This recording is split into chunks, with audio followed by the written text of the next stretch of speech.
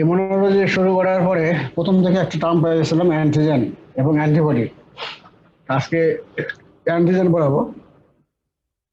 তো অ্যান্টিজেনের পাশাপাশি আরেকটা টার্ম আছে, ইমু ইমুন প্লাস ওজেন। কি বোঝায় এটা? Any substance capable of producing an specific immune response, either humoral or cell-mediated or both, mediated by T cell or B cell or both, is called immunogen. তাহলে একটা সাবস্টেন্স হলো কি induce করে, তো কি করে ইমিউন রেসপন্স করে, specific immune. দেখো, ইমিউন রেসপন্স করবে কি, স্পেসিফিক ইমিউন রেসপন্স করে। সেটা করবে ইমিউন রেসপন্স আমরা জানি কি দুই ধরনের, একটা হিউমারাল করতে পারে অথবা সেল মিডিয়েটেড করতে পারে অথবা বোথ, দুটো একসঙ্গে করতে পারে। কে করবে, কার মাধ্যমে করবে? টি সেল অথবা বি সেলের মাধ্যমে করবে অথবা দুটো একসঙ্গে করবে, ইটস কল্ড ইমিউনোজেন। তাহলে এটা বোঝার আগে তোমরা ইয়েটা বাইরে করো। একটা ফিগার আছে, ওই যে বললাম যে review of microbiology world Levinson, বা আমি একটা ফিগার দিয়েছিলাম, একই ওখান থেকে নেওয়া আছে, ওইটা বাইরে করো, তাহলে ভালো করে বুঝবা। একটা ধরো ফরেন সাবস্টেন্স, সেটা ব্যাকটেরিয়া বা ভাইরাস হোক, আমাদের বডিতে প্রবেশ। প্রথম ইনগালকে করবে অ্যান্টিজেন প্রেজেন্টিং সেল, তারপরে সেটাকে ভেঙ্গে টুকরা টুকরা টুকরা টুকরা করে দিল। তারপরে অ্যান্টিজেন প্রেজেন্টিং সেলের মধ্যে কি থাকে, এমএসসি, এমএসসির সঙ্গে বাইন্ড করলো, তাই তো? বাইন্ড করার পরে সেটাকে আবার কি করবে, সেল সার্ভেজে চলে আসলো। তারপর কি হবে, সেল সার্ভে যখন চলে আসলো সেটা আবার রিকগনাইজ করবে একদিকে, দুই দিকে। একদিকে করবে কি, হেল্পার টি সেল রিকগনাইজ করলো থ্রু টি সেল রিসেপ্টর, যা ফলে হেল্পার টি সেল অ্যাক্টিভেশন হলো। অ্যাক্টিভেশন হলে সে দুইটা দুইটা জিনিস তৈরি করবে। একটা হলো যে হেল্পার টি সেল 1 এবং 2, তাই তো? দুটা করলো। হেল্পার টি সেল 2টা করবে কি, সে বি সেলের উপর অ্যাকশন করবে, বি সেলের উপর কাজ করবে, তাই তো? বি সেল তখন কি করবে, অ্যাক্টিভেশন হয়, প্লাজমা সেল তৈরি হবে। প্লাজমা সেল থেকে কি হবে, অ্যান্টিবডি তৈরি হবে। ওই অ্যান্টিবডি তখন কি করবে, যে ভাইরাস বা ব্যাকটেরিয়ার বিপরীতে তৈরি হলো সেটাকেই সে কিল করবে। আরেকদিকে কি হবে, মেমোরি সেল তৈরি হবে। টি সেল, এই হেলপার টি সেলের মেমোরি সেল তৈরি হবে, আরেকটা হলো বি সেল, এরও মেমোরি সেল তৈরি হলো। একটা মেমোরি সেল আর একটা হলো ইফেক্টর সেল। এদিকে একটা হলো, তাহলে এইটাকে সেই সম্পূর্ণ রিয়াকশনটাকে বলবো হলো, যেহেতু অ্যান্টিবডি তৈরি হচ্ছে, তাহলে একে বলবো আমরা অ্যান্টিবডি মেডিয়েটেড ইমিউনিটি। ঠিক আছে? আর আরেক সাইডে আসো, যে আরেক সাইডে তোমার হেল্পার টি ওয়ান তৈরি হলো, তাই তো?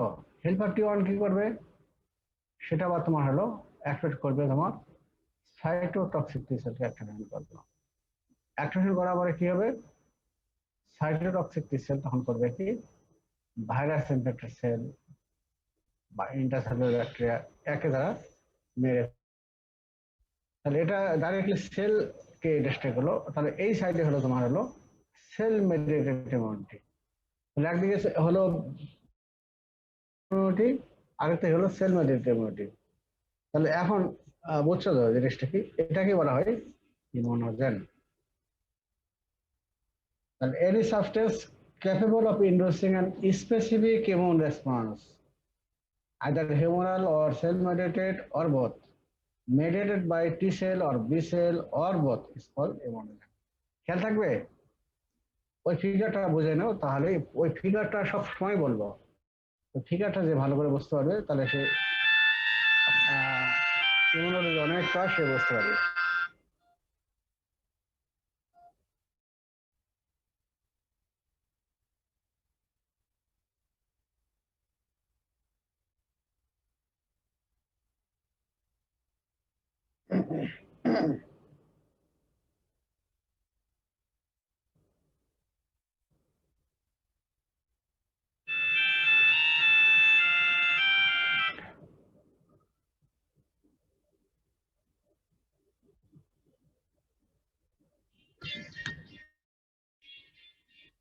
হ্যাঁ আরে ভাই। হুম হুম হুম।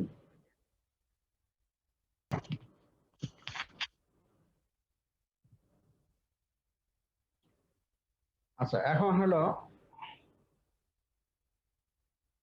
এই হলো ইমোনোজেন। আর আরেকটা আমরা অ্যান্টিজেন। তাহলে অ্যান্টিজেন কি বলবো? অ্যান্টিজেনের ডেফিনিশনটা দেখো।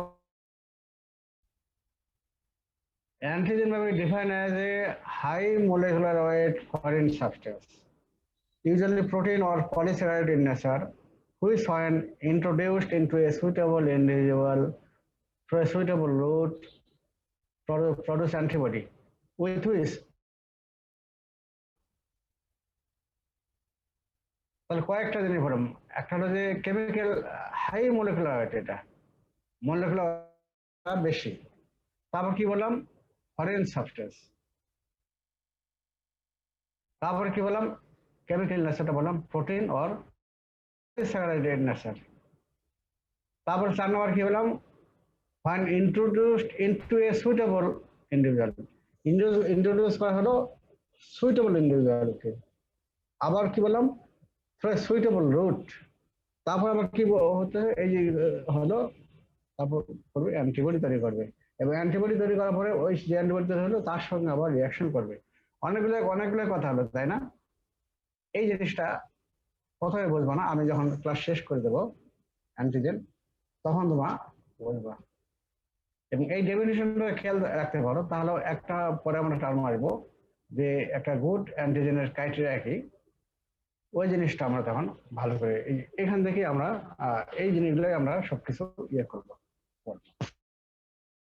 High molecular foreign substance, usually protein or polysaccharide in nature, which are introduced into a suitable route through a suitable individual through a suitable route produce antibody with which it react specifically. Sir হ্যাঁ তাইলে কি sir আসতেছি, জানো তো আমি তো প্রথমেই বলি যে আগে পড়তে যাওয়া, পড়ে যাওয়া আগে, তারপর কোশ্চেনটা দেখো।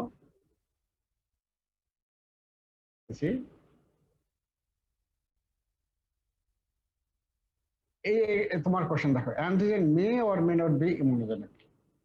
ইমিউনোজেন করলাম, তারপর বললাম antigen may or may not be immunogenic. কেন? ওয়ার্ডে আসতেছে দেখো, immunogen it has two arms. কি কি আছে? একটা ইমিউনিটি, একদিকে করে ইমিউনিটি, সেটা কথা করলো কি সেল মেডিয়েটেড অর ইমিউনিটি বা অ্যান্টিবডি মেডিয়েটেড ইমিউনিটি করলো, ইমিউনিটি তৈরি করে, তাই তো? এখন ইমিউনিটির শেষে কি তৈরি হয়? অ্যান্টিবডি, তাই তো? রিয়াকশন করবে, react with product of immunity. প্রোডাক্টটা কি? অ্যান্টিবডি, ওর সঙ্গে রিয়াক্ট করবে। দুইটা জিনিস হলো, একটা ইমিউনিটি তৈরি করতেছে either cell mediated or human immunity or antibody mediated immunity, অর্থাৎ দুইটা একসঙ্গে করতেছে। তারপর লাস্টে যে জাস্ট এই যে ইমিউন রেসপন্স হলো, তার সঙ্গে যে তারপরে যে জিনিসটা তৈরি হলো তার সঙ্গে মানে অ্যান্টিবডি তৈরি হলো, ওর সঙ্গে রিয়াকশন করবে। ঠিক আছে? রিয়াকশন বলতে কি বোঝাবে? যে এই অ্যান্টিবডি তৈরি হলো, অ্যান্টিবডিটা কাকে মেরে ফেলবে? ওই যে ইমিউনোজেনের এগেইনস্টে তৈরি হলো তাকে সে কিল করবে, এটাকে বলা হচ্ছে রিয়াকশন। ঠিক আছে? আচ্ছা, আরেক দিক হলো এই যে antigen, it is one arms, উপরের আর্মটা থাকবে না, it reacts with the product of immunity, যে ইমিউনিটির ফলে যে জিনিসটা তৈরি হলো তার সঙ্গে রিয়াক্ট করবে। তাহলে দেখো একটা আর্ম থাকলো না। এখন এক্সাম্পল আমরা যাই, এই যে এক্সাম্পল যেমন in case of rheumatic fever, the antibody produced against the M protein of Streptococcus pyogenes binds with the circular protein of the heart muscle. Here the circular protein is not non-immunogenic because these antibodies are not produced against circular protein. So all immunogen are antigen, but all antigen are not immunogen. For simplicity, both antigen or immunogen are usually referred to as antigen. এটা আরেকটু clear করে নেই। যেমন ধরো ছোট বাচ্চা যেমন school going বা প্রি স্কুল চিলড্রেন, এদের হয় কি ছোটবেলায় সর থ্রোট হয়, অনেক সময় তোমার ওই যে স্কিন ডিজিজ হয়, যেমন চুলকানি হয়, স্ক্যাবিস, স্ক্যাবিস সেখানে আবার ইনফেকশন হবে, বা সর থ্রোট গলা ব্যথা হয়, বুঝছো, ছোট বাচ্চা। তো ছোট বাচ্চা অনেক সময় বাবা বাবা মাকে বলে যে বাবা বা মা, মাকেই বলে প্রথম যে আমার গলা ব্যথা করছে, আবার অনেক সময় বলেই না। আবার এই গলা ব্যথাটা খুব বেশি না, কিন্তু এই সামান্য একটু জ্বর থাকতে পারে। এই ওই যে গলা ব্যথা সামান্য বা গলা ব্যথা থাকলো বা তোমার হলো এটা বললো বা বললো না, এত হলো কি সে, যারা ধরো মনে করো কনসাস ফ্যামিলি, তারা কিন্তু ডাক্তারের কাছে নিয়ে গিয়ে তারা ট্রিটমেন্ট করে। কিন্তু যারা খুব খুব ফ্যামিলি জানে না, এরা এইটা হয় কি, এই যে গলা ব্যথা হলো এমনিতে ভালো হয়ে যাবে, অটোমেটিক এমনিতে ভালো হয়ে যাবে, ঠিক আছে। এখন 1 থেকে 3 সপ্তাহ পরে বা 2 থেকে 3 সপ্তাহ পরে হলো কি, এই যে একটা অ্যান্টি, তারপরে তোমার এই যে গলা ব্যথা ভালো হয়ে গেল, তোমার অর্গানিজম কিন্তু বডি থেকে ক্লিয়ার আউট হয়ে যাবে। এখন এই যে অর্গানিজম যে প্রবেশ করলো অ্যান্টিবডিতে কিন্তু অ্যান্টিবডি তৈরি হবে, এবং ওই গলা ব্যথা কি করে, স্ট্রেপ্টোকক্কাস পাইজেন্স, স্ট্রেপ্টোকক্কাস পাইজেন্স এটাই তোমার গলা ব্যথা করে বা সর থ্রোট করে, ঠিক আছে। স্ট্রেপ্টোকক্কাস পাইজেন খেয়াল রাখো। এখন এই স্ট্রেপ্টোকক্কাস পাইজেনের বিপরীতে অ্যান্টিবডি তৈরি হবে, এবং স্ট্রেপ্টোকক্কাস পাইজেন্সের কোন পার্টের জন্য মধ্যে সেল ওয়ালে একটা থাকে এম প্রোটিন, সেল ওয়ালে এই এম প্রোটিন এর এগেইনস্টে অ্যান্টিবডি তৈরি হবে। এখন অ্যান্টিবডি তৈরি হলো ভালো কথা। এখন আমরা জানি যে অ্যান্টিবডি তৈরি হয়, সে কার কার বিরুদ্ধে কাজ করবে, যার এগেইনস্টে তৈরি হবে তার বিপরীতে সে কাজ করবে, তাকে ডিস্ট্রয় করবে, তাই তো। এখন এইখানে দেখো অ্যান্টিবডি তৈরি হয়ে গেছে, কিন্তু সেখানে কিন্তু অ্যান্টিজেনটা কিন্তু আর নাই। স্ট্রেপ্টোকক্কাস পাইজেন অলরেডি সে বডি থেকে ডিসেবল হয়ে গেছে, বডি থেকে সে ডিসেবল হয়ে গেছে, ঠিক আছে। এখন ওই অ্যান্টিবডি কার বিরুদ্ধে বিরুদ্ধে কাজ করবে, সে তো কাজ করতে চাইবে, তাই তো। তখন সে করবে কি, আমাদের বডির এই এম প্রোটিনের সঙ্গে আমাদের বডির কিছু স্ট্রাকচার তার সিমিলারিটি আছে। যেমন তোমার হার্ট, হার্ট মাসেল, হার্ট ভালভে যেগুলো আছে, হ্যাঁ, এর সঙ্গে তার কাছে সিমিলারিটি আছে, সিমিলারিটি আছে। তার ব্রেন টিস্যু, জয়েন্ট টিস্যু, এগুলোর সঙ্গে তোমার সিমিলারিটি থাকে, ঠিক আছে। হার্ট মাসেলের কোনটা, হার্ট মাসেল থাকে তোমার সার্কুলার প্রোটিন, সিমিলারিটি থাকে। তখন সে করবে কি, যেহেতু অ্যান্টিজেন নাই, স্ট্রেপ্টোকক্কাস পাইজেন নাই, তখন সেই সার্কুলার প্রোটিন, তার ব্রেন টিস্যু, এগুলোর এগেইনস্টে সে কাজ, তাকে সে সত্য মনে করবে, মনে করে তার বিরুদ্ধে সে কাজ করবে এবং তাকে ডিস্ট্রয় করে দেবে। তখন তোমার হার্ট ডিজিজ হয়, হার্টের কি ভাল্বটা নষ্ট করে দেয়। প্রথম ভাল্ব, হার্ট প্রথম হবে কার্ডিয়াইটিস, লাস্টে দেখে হবে তোমার ভাল্ব ডিস্ট্রয় করে দেয়, হ্যাঁ। তো তখন তাকে আমরা কি বলতেছি, rheumatic, rheumatic fever, rheumatic fever, তাই তো। এগুলো আমরা রিউমেটিক ফিভার আরো পরে আরো ডিটেল জানবো। এই এই অ্যান্টিবডি তৈরি হলে তোমার এম প্রোটিনের এগেনস্টে, কিন্তু কাজ করবে সে circular protein of the muscle.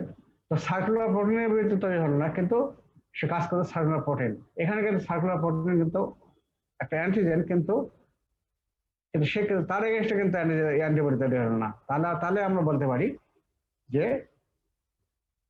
all immunogens are antigen, but all antigens are not immunogen. তবে প্র্যাকটিক্যাল পারপাসে simplicity, both antigen and immunogen are usually referred to as antigen. দুটাকে আমরা একই বলতে পারি, ইমিউনোজেন বললেও হবে, অ্যান্টিজেন বললেও হবে, ঠিক আছে। তো এখন এই অ্যান্টিজেন এবং ইমিউনোজেন এগুলো পরে আবার আরো বলবো। তাহলে তোমার কোশ্চেনটা বুঝছো তো নাকি? অ্যান্টিজেন ইমিউনোজেন কিছু পার্থক্য আছে, কিন্তু কিছু পার্থক্য অবশ্যই আছে, যে একটাতে এক টার্ম আছে, দুটো, একটা হলো কি ইমিউনোজেনের দুটো আর্ম কি হলো, একটা হলো ইমিউনিটি তৈরি করবে, আরেকটা কি করবে যে ইমিউনিটি জিনিস তৈরি হলো তার বিরুদ্ধে সে কাজ করবে, রিয়াক্ট করবে। আর ইমিউনোজেন অ্যান্টিজেন কি শুধু যে প্রোডাক্টটা তৈরি হলো তার এগেনস্টে কাজ করবে।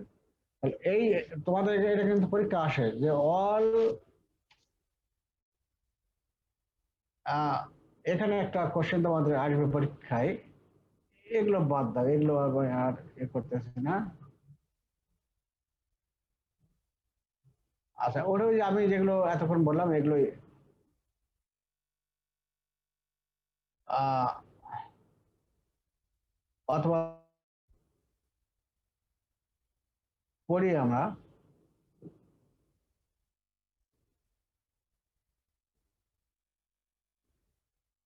ওরে,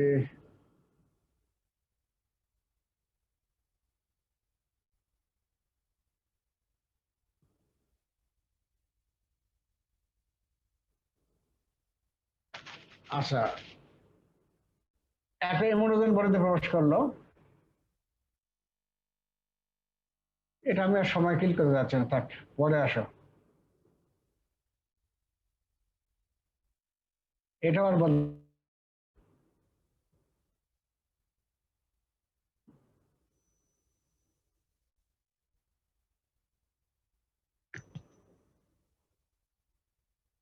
তাহলে বুঝছো তো, এখানে কোশ্চেন আছে অল অ্যান্টিজেন আর ইমিউনোজেন বা all immunogen are not antigen.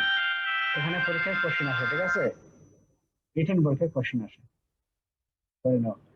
এখন একটা একটা কি কি সাবস্টেন্স অ্যান্টিজেন হিসেবে কাজ করে, কিছু আছে ইনফেকশনাস ম্যাটেরিয়াল, আবার কিছু আছে নন ইনফেকশনাস ম্যাটেরিয়াল। ইনফেকশনাস ম্যাটেরিয়ালের মধ্যে কি মাইক্রোবায়াল স্ট্রাকচার, যেমন সেল ওয়াল, ক্যাপসুল, ফ্লাজেলা, পাইলাই।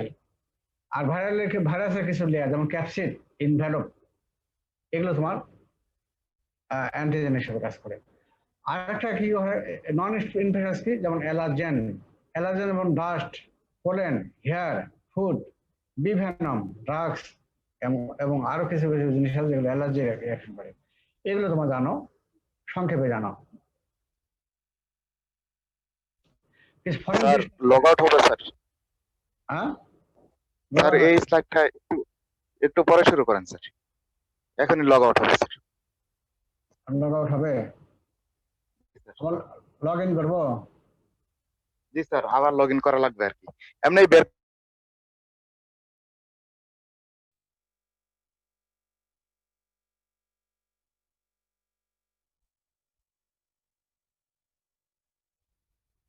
কোনো অংশটাই কিন্তু অ্যান্টিজেন হিসেবে কাজ করে না, তার সামান্য একটা পার্ট হিসেবে অ্যান্টিজেন হিসেবে কাজ করে, মানে তার একটা সামান্য পার্টের বিপরীতে অ্যান্টিবডি তৈরি হয়। ঠিক আছে, পার্ট, যে পার্টের এগেনস্টে অ্যান্টিবডি তৈরি হয় সেটাই হলো তোমার অ্যান্টিজেন। ঠিক আছে, এই যেমন এখানে একটা সেল ওয়াল সাপোজ ধরে নাও, একটা একটা ব্যাকটেরিয়া ধরে নাও বা ভাইরাস ধরে নাও, এই যে যেখানে ডার্ক চিহ্ন দেওয়া আছে এইটা হলো তোমার অ্যান্টিজেন। আরো বলতেছি,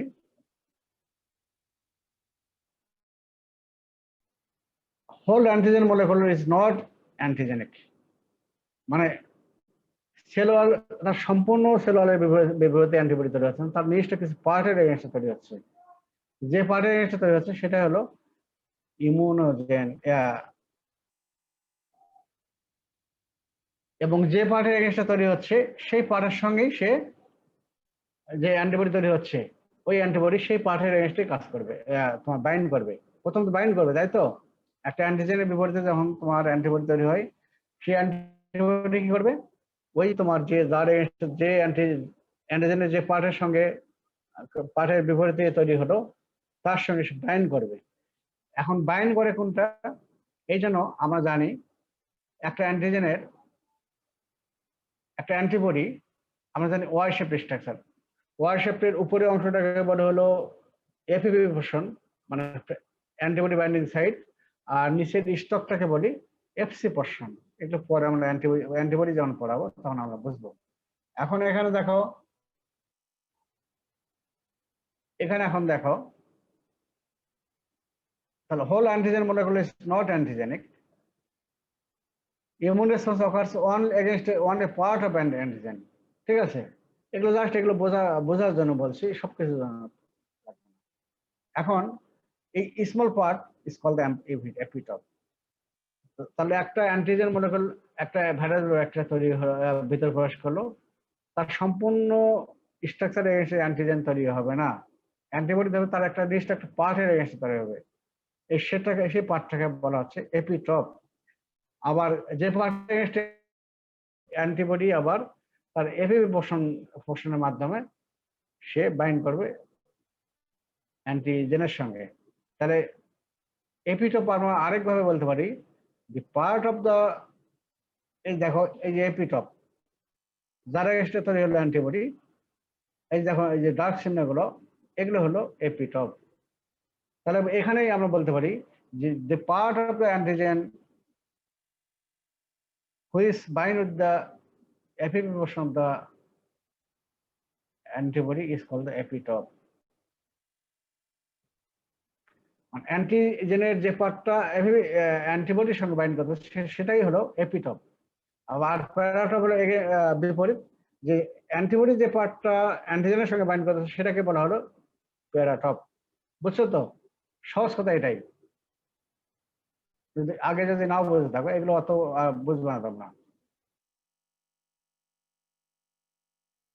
এপিটপ আরেকটা নাম হলো অ্যান্টিজেনিক ডিটারমিনেন্ট। দেখো, the portion of the antigen in which antibody bind through its epitope portion is known as epitope. তোমরা যখন পরীক্ষা লিখবা বা ভাইভাতে ধরবো তখন এইটা তোমরা বলিও, the portion of the antigen in which antibody binds through its epitope portion is known as epitope. তাহলে অ্যান্টিজেনের যে পার্টটা অ্যান্টিবডির সঙ্গে বাইন্ড করতেছে তাকে বলবো এপিটপ। অ্যান্টিজেনের পার্টটাকে বলছি, এটা আরেকটা নাম হলো অ্যান্টিজেনিক ডিটারমিনেন্ট। আর প্যারাটপ কাকে বলতেছি এই ফিগারেও দেখে নাও এটা। আর প্যারাটপ কাকে বলছি, আর অ্যান্টিজেনের এটা শেষ করে নেই অথবা, আর প্যারাটপ বলছে কাকে, যে portion of the antibody with which epitope binds specifically is called paratope. তাহলে প্যারাটপ অ্যান্টিবডির যে পার্টটা তোমার অ্যান্টিজেনের সঙ্গে বাইন্ড করতেছে সেটা হলো প্যারাটপ। ঠিক আছে? এখন একটা এপিটপের সাইজ তোমরা অত খেয়াল রাখতে পারবে না। একটা এপিটপ তোমার তৈরি করতে যদি অ্যান্টিজেন দুই ধরনের, একটা প্রোটিন কি 5 থেকে 7টা অ্যামাইনো অ্যাসিড আছে যদি প্রোটিন অ্যান্টিজেন হয়, আর যদি পলিস্যাকারাইড অ্যান্টিজেন হয় তাহলে 5 থেকে 7টা সুগার থাকে। এটা তোমার অত জানতে হবে না। এখন আরেকটা জানো যে মনোভ্যালেন্ট কাকে বলবো, ডাইভ্যালেন্ট কাকে বলবো এবং মাল্টিভ্যালেন্ট, এই জিনিসটা একটু পরে ক্লাসে বোঝার জন্য এটা লাগবে। একটা অ্যান্টিজেনের যদি একটা এপিটপ থাকে তাকে বলবো মনোভ্যালেন্ট। তারপরে একটা অ্যান্টিজেনে যদি 2টা এপিটপ থাকে তাকে বলবো বাইভ্যালেন্ট। আর যদি একটা অ্যান্টিজেনে 2টার বেশি এপিটপ থাকে তাহলে বলবো তাকে মাল্টিভ্যালেন্ট। বুঝছো তো? তাহলে সহজ কথা হলো যে একটা অ্যান্টিজেনের যে পার্টটা অ্যান্টিবডির সঙ্গে বাইন্ড করতেছে সেটাকে বলো এপিটপ, আর অ্যান্টিবডির যে পার্টটা অ্যান্টিজেনের সঙ্গে বাইন্ড করতেছে সেটাকে হলো, আর এপিটপকে বলতেছে যে যখন একটা অ্যান্টিজেনের একটা তোমার এপিটপ থাকতেছে তখন বলছে মনোভ্যালেন্ট, 2টা এবং 2টার বেশি থাকলে বলতেছি মাল্টিভ্যালেন্ট অ্যান্টিজেন। এটা একটু খেয়াল রাখিও। আরেকটা টার্ম আছে হলো এগ্রিটপ। এগ্রিটপ কাকে বলবো? এগ্রিটপ হলো মনে করো একটা অ্যান্টিজেন প্রবেশ করলো, ব্যাকটেরিয়া ভাইরাস প্রবেশ করলো বডিতে, তারপর কি অ্যান্টিজেন প্রেজেন্টেড সেল বা ম্যাক্রোফেজ তাকে গিলে খেলো, ইনগাল্প করলো, তাই তো? তারপর তাকে ভেঙে দিলে তার মানে প্রসেস করলো। এখন এই যে ভেঙে দেওয়ার পরে যে পার্টটা তোমার এমএসসি এর সঙ্গে বাইন্ড করে সেটাকে বলা হচ্ছে এগ্রিটপ। ঠিক আছে? এলো এপিটপ, প্যারাটপ, এগ্রিটপ, এগুলো আমরা ভাইবারে ধরি, কেউ আসে, এগুলো আমরা আর যাচ্ছি না। এখন আমরা জানবো হ্যাপটেন। হ্যাপটেন কি? হ্যাপটেন হ্যাপটেন হলো কি? The molecular substance that are not immunogenic itself but become immunogenic when they are conjugated to high molecular weight foreign protein known as carrier. যেমন অ্যান্টিজেন আমরা ডিফাইন করলাম কিভাবে? বললাম যে high molecular weight foreign substance, usually protein or chemical protein or polysaccharide in nature, which are introduced into a suitable route through a suitable with which it react specifically. এখানে দেখো এটা হলো low molecular weight আর antigen এটা তাহলে বলতে উল্টাটা low molecular weight substance যেটা তোমার ইমিউনোজেনিক নয়, ইমিউন রেসপন্স করবে না, নট ইমিউনোজেনিক ইটসেলফ, কিন্তু ইমিউনোজেনিক হিসেবে কাজ করবে কখন? যদি ওর সঙ্গে কিছু protein high molecular weight protein ওর সঙ্গে বাইন্ড করে দেওয়া হয়, যেটা বলতে ক্যারিয়ার, ইমিউনোজেন হিসেবে কাজ করবে, একে বলা হয় হ্যাপটেন। এটা কিন্তু রিটেন পরীক্ষা আসে, ভাইভাতে দ্বারা হয়। তাহলে দেখো this are low molecular substance that are not immunogenic itself but become immunogenic when they are conjugated to a high molecular weight protein known as carrier. এটা আরো ক্লিয়ার হবে, আমরা আগে পড়ে নেই। যেমন হ্যাপটেন এটা not immunogenic itself, immune response করবে না, কিন্তু ওর সঙ্গে যদি ক্যারিয়ার যোগ করা হয়, ক্যারিয়ার যোগ করা হলো, ক্যারিয়ার মানে কি হাই molecular প্রোটিন যোগ করা হলো, তখন সেটা আবার ইমিউনোজেনিক হবে। এখন এইটা কিভাবে কাজ করে এটা আমরা একটু পরে নেব। আমরা ডাইরেক্ট ফিগারে যাই। দেখো ফিগারে এখানে দেখো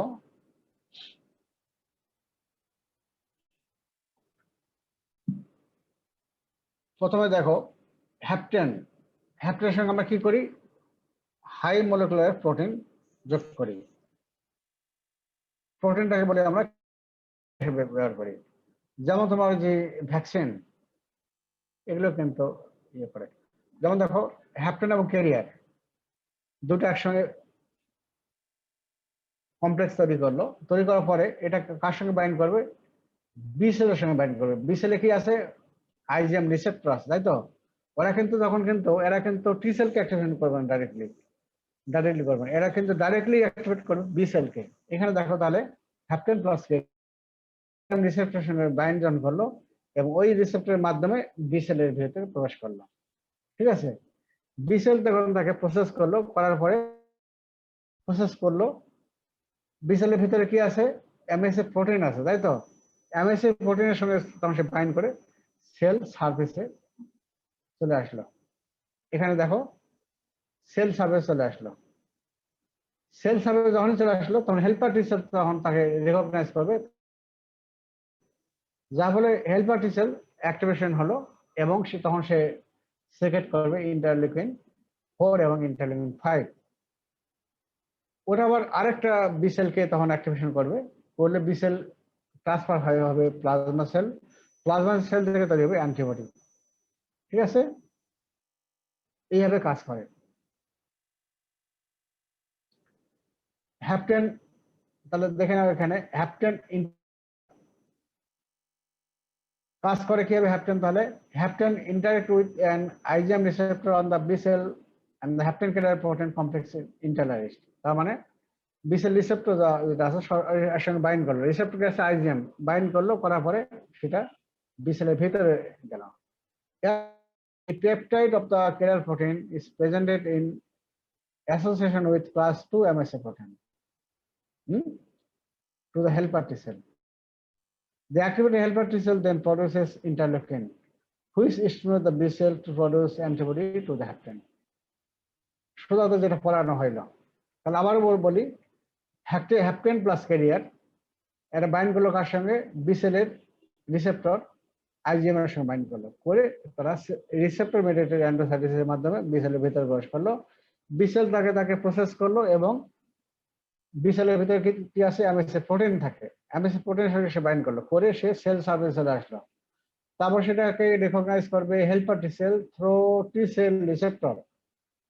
টি সেল রিসেপ্টর আবার কি করবে, ইন্টারলিউকিন 4 এবং 5 সিক্রেশন করবে।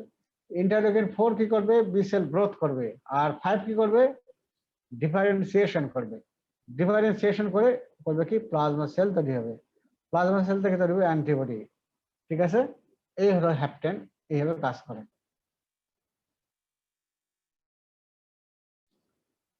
হ্যাপটেনের এক্সাম্পল কি জানি, কিছু ড্রাগস আছে যেমন পেনিসিলিন, মিথাইল ডোভা, পয়জন অফ, তারপরে কসমেটিক্স, আবার কিছু সিনথেটিক্স ক্লোথ, এগুলো তোমার হ্যাপটেন হিসেবে কাজ করে। এখন ফ্যাক্টরস ইনফ্লুয়েন্সিং ইমিউনোজেনিসিটি, এখানে আরেকটা টার্ম লিখে নাও, what are the criteria of a good antigen. আমরা কিন্তু পরীক্ষায় ওটাই ধরি, what are the criteria of a good antigen. ঠিক আছে, তাহলে কি কি টার্ম আসবে দেখো, আমরা তিনটা হেডলাইনে ভাগ করব। একটা nature of immunogen, exposure to the immunogen, এবং নেচার অফ দ্য রেসিপিয়েন্ট। তাহলে nature of the immunogen, exposure to the immunogen, এবং নেচার অফ দ্য রেসিপিয়েন্ট। তাহলে ইমিউনোজেন, নেচার কে এক্সপোজ হচ্ছে এবং যে যাকে দেওয়া হলো তার নেচারটা কি, এই তিনটে হেডলাইনে ভাগ করে আমরা পড়ি। এখন নেচার অফ ইমিউনোজেন বলতে এর মধ্যে কি কি আছে, যেমন দেখো ফরিনেস, মলিকুলার সাইজ, কেমিক্যাল নেচার এবং কেমিক্যাল কমপ্লেক্সিটি। কয়েকটা টার্ম আসলো দেখো, ফরিনেস, তারপরে সে কি, মলিকুলার সাইজটা কত, এবং তার বায়োকেমিক্যাল নেচারটা কি, কেমিক্যাল নেচারটা কি, এবং কেমিক্যাল কমপ্লেক্সিটি, এই চারটা। আর হলো nature, type of exposure to immunogen. Exposure বলতে বোঝাচ্ছে যে ইমিউনোজেন ডোজ কত, ফ্রিকোয়েন্সি অফ অ্যাডমিনিস্ট্রেশন, কতবার দেওয়া হলো, তারপরে রুট অফ অ্যাডমিনিস্ট্রেশন, কোন রুটে দেওয়া হলো, তাহলে ডোজ কত দেওয়া হলো, কয়বার দেওয়া হচ্ছে, এবং কোন রুটে দেওয়া হচ্ছে। ঠিক আছে, তাহলে এটা হলো এক্সপোজার কে হচ্ছে সেটা। আরেকটা আসলো নেচার রেসিপিয়েন্ট, যে যাকে দেওয়া হলো তার এজটা কি, তারপর genetic constitution of the host, আরেকটা হলো নিউট্রিশন। তিনটা, এই এতগুলো আমরা ভাগ করলাম। তো তোমরা যদি খেয়াল এগুলো নাও রাখতে পারো, তাহলে অন্তত যে যে foreignness, molecular size, chemical nature, chemical complexity, immunogen, frequency of administration, route of administration, এস, জেনেটিক ফ্যাক্টর এবং নিউট্রিশন, এভাবে যদি বলো তবু হবে।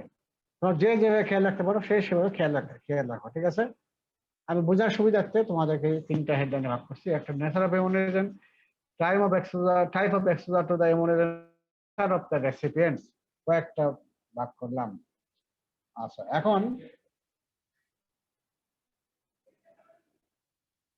এখন প্রতিটা আমি এখন ডিসক্রাইব করব। প্রথমে বলো ফরেনেস, বিদেশি, তাই তো। In general, molecules recognized as self are not immunogenic. That is, we are tolerant to those self molecules.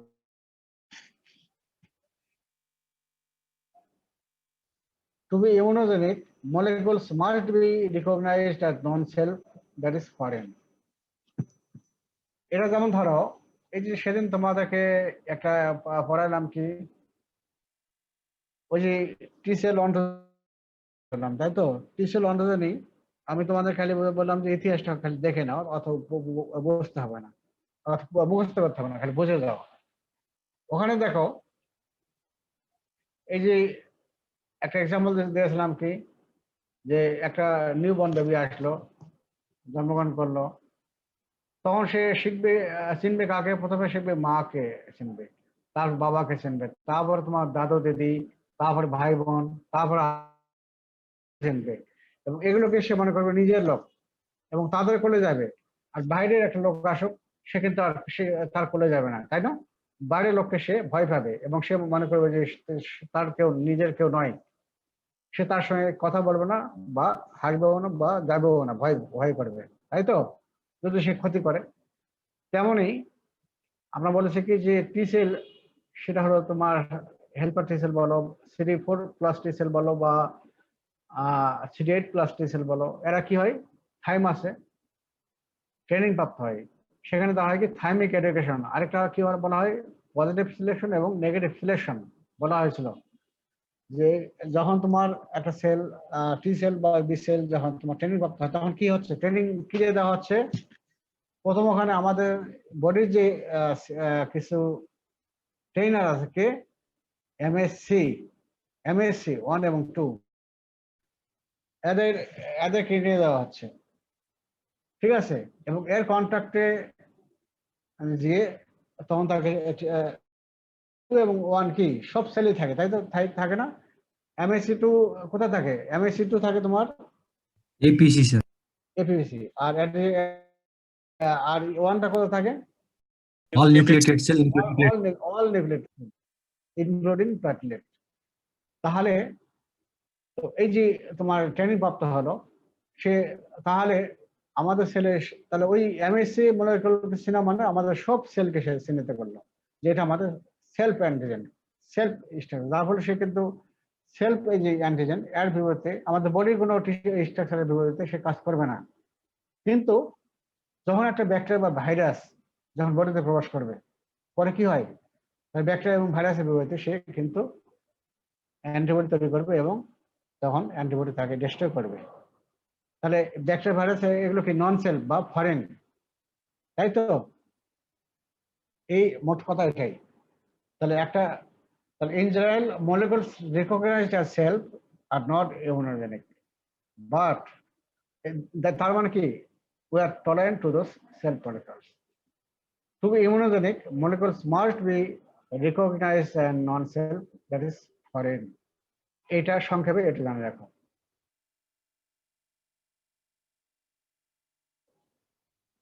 তারপর molecular size যত বড় হবে তত সে ইমিউনোজেনিক হবে, সাইজ যত ছোট হবে তত লেস ইমিউনোজেনিক হবে। যেমন দেখি very small molecules are not immunogenic, যেমন অ্যামাইনো অ্যাসিড মনোস্যাকারাইড, এদের বিপরীতে কিন্তু তোমার অ্যান্টিবডি তৈরি হবে না, কারণ এই যে অ্যামাইনো অ্যাসিড কি খুব ছোট্ট, মনোস্যাকারাইড খুব ছোট্ট, কিন্তু আইভি স্যালাইড, ড্রাগস, ভিটামিনস এদের বিপরীতে কোনো অ্যান্টিবডি তৈরি হবে না। কখন তৈরি হবে, যদি molecular less than 10,000 ডেল্টন, তাহলে কি উইকলি ইমিউনোজেনিক। আবার molecular যদি মোর দেন 1 লাখ ডেল্টন তাহলে এগুলো স্ট্রং ইমিউনোজেনিক, পোটেন্ট ইমিউনোজেন, ঠিক আছে। molecules are not immunogenic, যদি ছোট হয় তাহলে নট ইমিউনোজেনিক, ঠিক আছে। যেমন হলো অ্যামাইনো অ্যাসিড, মনোস্যাকারাইড, আইভি স্যালাইড, ড্রাগস এবং এজন্য বলা হচ্ছে কি যদি molecular যদি লেস দেন 10,000 ডেল্টন তাহলে সেটা উইকলি ইমিউনোজেনিক, আর যদি molecular মোর দেন 1 লাখ ডেল্টন হয় তাহলে এইগুলো পোটেন্ট ইমিউনোজেনিক। এই জিনিসটা শুধু সংক্ষেপে জানাও। তারপর কেমিক্যাল নেচার, আমরা জানছি কি chemical nature protein or polysaccharide nature, তাই তো। সবচেয়ে অ্যান্টিজেন হিসেবে বেশি ভালো হলো protein, protein are the most potent immunogen. তারপরে আসতেছে হলো পলিস্যাকারাইড, র্যাঙ্ক সেকেন্ড।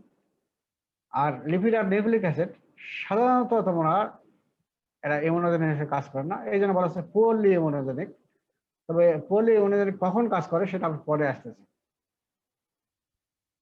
নর্মালি তারা ইমিউনোজেনিক হিসেবে কাজ করে না, ঠিক আছে। যখন অ্যাবনর্মাল কিছু কন্ডিশন আসবে তখন রেসপন্স করবে, এই জন্য এখানে বলা হচ্ছে পোর ইমিউনোজেন। তাহলে chemical natural protein or polysaccharide mainly আমরা এটাই জানি, এল কেমিক্যাল নেচার। তারপরে এসো কেমিক্যাল কমপ্লেক্সিটি। কেমিক্যাল কমপ্লেক্সিটি হলো একটা সাবস্টেন্স যদি একই ধরনের অ্যামাইনো অ্যাসিড বা একই ধরনের সুগার দ্বারা তৈরি হয়, যেটাকে বলি হোমোপলিমার, তাহলে এগুলো উইকলি ইমিউনোজেনিক। আবার যদি একটা সাবস্টেন্স যদি অনেকগুলো যদি অনেক ধরনের যদি প্রোটিন, অ্যামাইনো অ্যাসিড অথবা সুগার থাকে তাহলে সেটা হলো বেশি ইমিউনোজেনিক হবে, সেটাকে বলি হেটারো পলিমার। যেমন এখানে মোর মোর কমপ্লেক্স, মোর ইমিউনোজেনিক, মোর কমপ্লেক্সিটি মোর ইমিউনোজেনিক। এখন যেমন অ্যামাইনো অ্যাসিড হোমোপলিমার, হ্যাঁ, এটা কি হোমোপলিমার কাকে বলবো? Chain of same amino acid, একই ধরনের অ্যামাইনো অ্যাসিড, তাহলে হবে কি লেস ইমিউনোজেনিক। আবার কি যখন হেটারোজেনিক হচ্ছে, হেটারোজেনিক মানে কি টু আর মোর ডিফাইন্ড অ্যামাইনো অ্যাসিড, সেটাকে বলছে হেটারোজেনিক, তাহলে সেটা মোর ইমিউনোজেনিক। এখানে একটা ফিগার দেখো, প্রথম ফিগার দেখো, এখানে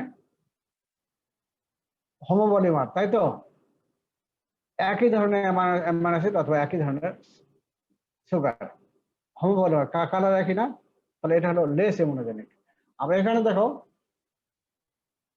কালার বিভিন্ন ধরনের, এটা দ্বারা বুঝাইছি আমি যে দুই বা বিভিন্ন ধরনের অ্যামাইনো অ্যাসিড বা সুগার দ্বারা তৈরি, সেটাকে বলবো হেটারোপলিমার। এই হেটারোপলিমারটা more immunogenic, more complex, more immunogenic.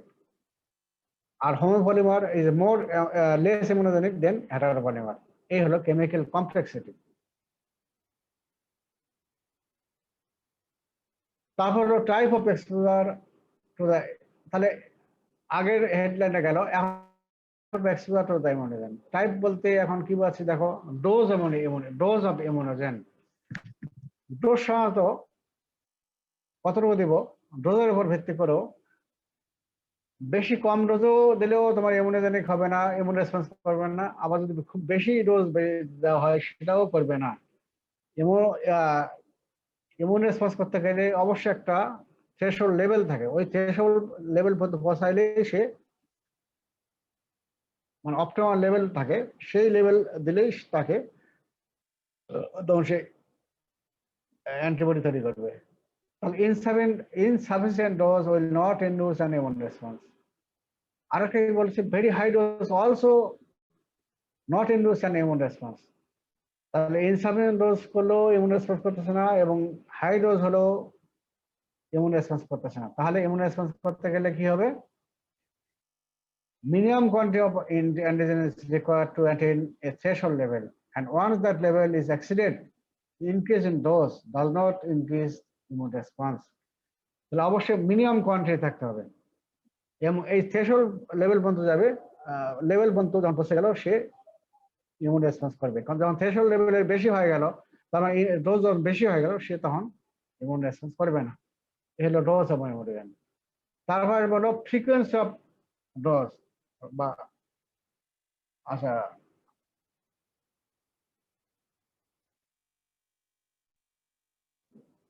আচ্ছা এখন আসলে তোমার হলো রুট অফ অ্যাডমিশন, কোন রুটে আমরা দেবো। যেমন আমরা ভ্যাকসিন দেই না, ভ্যাকসিন বেশি ভ্যাকসিন নিয়ে চিন্তা করো। ভ্যাকসিন আমরা কিছু দেই হলো সাবকিউটেনিয়াস, কিছু দেই ইন্ট্রাডার্মাল, কিছু দেই ওরালি, দেই না আমরা? সেখানে কি থাকে, অ্যান্টিজেন থাকে, তাই তো? যে অ্যান্টিজেনটা delay absorption for better immune response.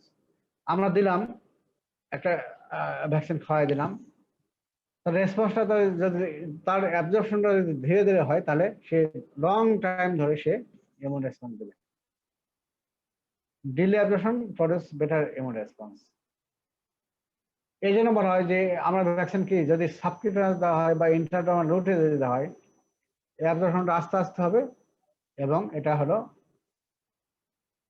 এই জন্য বলা হয় subcutaneous or intradermal route serve as better route for induction of immunity। ঠিক আছে? এই যেমন বিসিজি দেওয়া হয়, একটা ডোজ দিলেই হয়ে যায়, তাই না? সারা জীবন সে লাইফ লং সে ইমিউনিটি দেবে। হ্যাঁ, ডিপিটি এগুলো কি দেওয়া হয়, সাবকিউটেনিয়াস বা ইন্ট্রাডার্মাল, দেখো কয়েকটা দিলেই কিন্তু বহুদিন লাইফ লং ইমিউনিটি দেবে। আবার কিছু কিছু আছে যদি ওইটাকে তুমি যদি আবার যদি ওরালি দাও, তখন সে ইমিউন রেসপন্স করবেই না। এই যে রুটটাও একটা ফ্যাক্টর। ফ্রিকোয়েন্সি অফ অ্যাডমিশন, কতবার দেব। কিছু তোমার এই অ্যান্টিজেন বা ভ্যাকসিন একবার দিলেই কিন্তু তোমার ইমিউন রেসপন্স করে। আবার কিছু আছে একবার দিলে হয় না, বারবার দিতে হয়, তাই তো? বারবার দিতে হয়। যেমন বিসিজি, যেমন দেখো a single dose immunogen is less likely to induce strong response. একবার দিলে কিন্তু সহজে করে না। ওটা যদি বারবার যদি দেওয়া হয়, রিপিটেড যদি দেওয়া হয়, repeated administration over a period of time, সেটাকে বলা হয় booster dose, is more likely to induce stronger immune response. যেমন ডিপিটি, ডিপিটি কি করা হয়?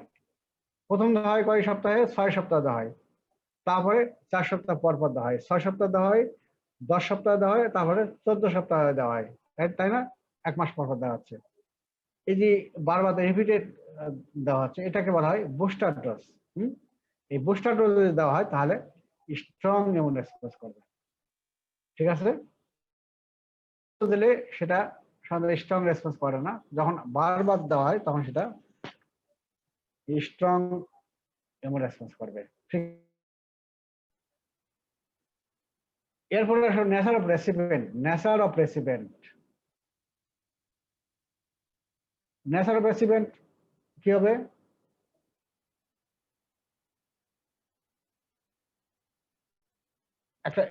একটা এজ বলছি, তারপরে জেনেটিক ক্যারেক্টার বলছি, আরেকটা নিউট্রিশন স্ট্যাটাস বলছি। এখানে তাহলে পড়ি আমরা, জেনেটিক ভেক্টরটা বলি আমরা। যেমন একই ধরনের একই অ্যান্টিজেন,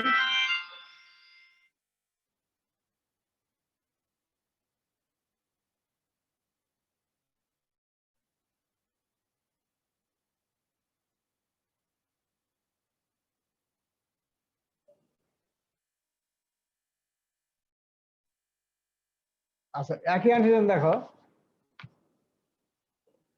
নিগ্রোদের বেলায় ইমিউন রেসপন্স বেশি করে, আবার সেটা আবার তোমার যে যারা হোয়াইট সাদা, তাদের ইমিউন রেসপন্স করে না, due to difference in the genetic constitute. আবার একই আবার আরেকটা অ্যান্টিজেন ইমিউন রেসপন্স করে সাদাদের বেশি করবে, কিন্তু নিগ্রোদের কম করবে। এটাই বলা হচ্ছে আর কি। তাহলে ওটা ভিত্তি করে, ডিফেন্স করে। আবার যদি এদের বলা হচ্ছে different strain of same species May respond differently to same antigen. মোট কথা এটাই। তাহলে একটা এটা হলো জেনেটিক কনস্টিটিউয়েন্ট। এস, এ যদি এক্সট্রিম অফ এস, যেমন এল্ডারলি, এদের এদের কি ইমিউন রেসপন্স কম থাকে, তাই না? এই সময় কিন্তু এই সময় কিন্তু ইমিউনিটি, যদি তুমি ভ্যাকসিন দাও বা অ্যান্টিজেন যদি তৈরি হয়, তখন কিন্তু ইমিউন রেসপন্সটা বেশি করবে না, নিউবর্ন বা এল্ডারলি। আরেকটা বললাম কি নিউট্রিশনাল স্ট্যাটাস, যদি মালনারিস্ট হয়, স্বাস্থ্য ভালো নাই, আর নিউট্রিশন নাই তার, বা কোনো ইমিউনো সাপ্রেশন থাকে যেমন ডায়াবেটিস, এগুলো ক্ষেত্রে তোমার ইমিউন রেসপন্স ভালো হবে না। মোটামুটি এগুলো তোমার হলো criteria of a good antigen. Criteria of a good antigen. হ্যাঁ, এখন এই এতগুলো আমরা বললাম, এখন তোমার ইয়েটা দেখো তো, যে অ্যান্টিজেনের ইয়েটা, অ্যান্টিজেনের ইয়েতে আসো।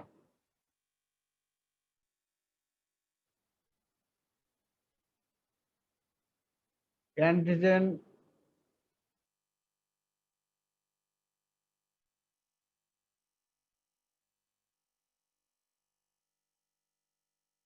অ্যান্টিজেন এখন পর্যন্ত antigen may be defined as a high molecular weight foreign substance, usually protein or polysaccharide in nature, which when introduced into a suitable load individual through a suitable load produces antibody with which it reacts specifically.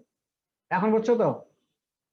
তাহলে আগে বলছে কি ওই যে character, এই যদি এই definition যদি খেয়াল রাখতে পারো, তাহলে তোমার যে এই ক্যারেক্টার তুমি এমনিতে লিখতে পারবা বা বলতে পারবা। তাহলে high molecular foreign substance, molecular high foreign substance, তারপরে কেমিক্যাল আছে protein or polysaccharide nature, which one introduced into a suitable individual. Individual বলতে তোমার যে কি বললাম, যে অনেকগুলো ফ্যাক্টর বললাম, এবং সুইটেবল রুটে দিতে হবে, যার ফলে কিন্তু প্রোটিন অ্যান্টিবডি এবং তার সঙ্গে রিয়াকশন করবে স্পেসিফিক্যালি। যেমন পোলিও ভাইরাস, এর এগেনস্টে যেটা অ্যান্টিবডি তৈরি হবে, সেই অ্যান্টিবডি কি হবে? সেই পোলিও ভাইরাসের বিপরীতে কাজ করবে। সেক্ষেত্রে এই সাইড বিপরীতে কাজ করবে না। এই জন্য বলা হচ্ছে স্পেসিফিক্যালি। তাহলে অ্যান্টিজেন বোঝা যাচ্ছে? এখন এসো, আমি খুব আস্তে আস্তে বলাচ্ছি যাতে তোমরা বোঝো, এতক্ষণ ক্লাস শেষ হয়ে যেত। এখন আমরা আসবো, হ্যাপটেন তো করলাম,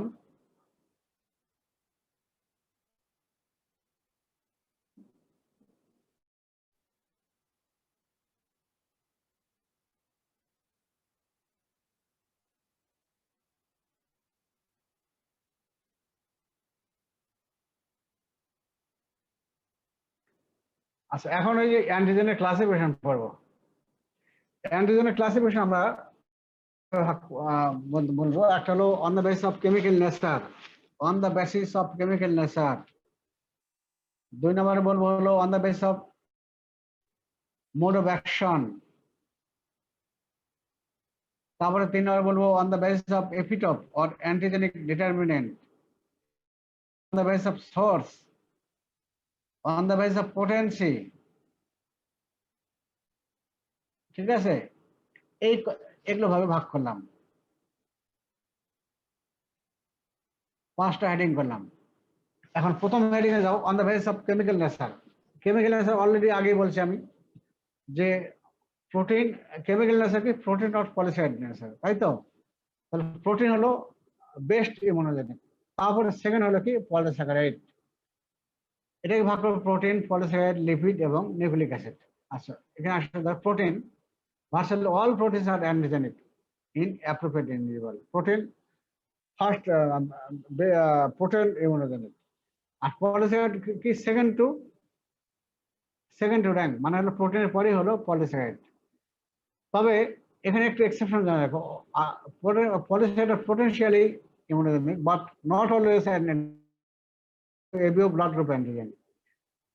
এটা সাধারণত ব্লাড গ্রুপে যে এবিও, আমরা ব্লাড গ্রুপে এবিও সিস্টেম যেটা জানি, সেখানে যে অ্যান্টিজেন ব্লাড প্রদান করি, সেই অ্যান্টিজেন কিন্তু অ্যান্টিজেন তোমার ইমিউনোজেন হিসেবে কাজ করে না। যাই হোক, আগের কথা জানো, lipid usually are not antigenic but may act as hapten. Hapten আমি অলরেডি পড়ালাম, লিপিড ইটসেলফ নট অ্যান্টিজেনিক। কিন্তু যখন হ্যাপটেন, যখন ক্যারিয়ার তার সঙ্গে একটা ক্যারিয়ার প্রোটিন দিলাম, তখন সে অ্যান্টিজেন হিসেবে কাজ করবে। তারপর নিউক্লিক অ্যাসিড। নিউক্লিক অ্যাসিড থাকে কোথায়? ডিএনএ এর মধ্যে থাকে, তাই তো? নিউক্লিয়াসের মধ্যে থাকে। হ্যাঁ, এগুলো কি একটা নিউক্লিয়াসের মধ্যে থাকে। নিউক্লিয়াস কি নিউক্লিয়ার মেমব্রেন দ্বারা কি বাউন্ডেড থাকে, তাই না? তার মানে সিকোয়েস্টার থাকে, তারা লুকায়িত থাকে। তখন কিন্তু বডি থাকে, বডির আমাদের যে সেনাবাহিনী তাকে কিন্তু তাহলে ইমিউন রেসপন্স করবে না। কিন্তু কোনো কারণে সেই নিউক্লিয়াস যদি ভেঙে যায়, নিউক্লিয়ার মেমব্রেন যদি ছিঁড়ে যায়, নষ্ট হয়ে যায়, তাহলে সেই ডিএনএটা বের হয়ে আসবে, বের হয়ে আসলেই সার্কুলেশনে আসলেই তখন আমাদের সেনাবাহিনী সেই লিম্ফোসাইট তাদেরকে ফরেন সাবস্টেন্স মনে করবে এবং তার বিপরীতে তারা অ্যান্টিবডি তৈরি করবে।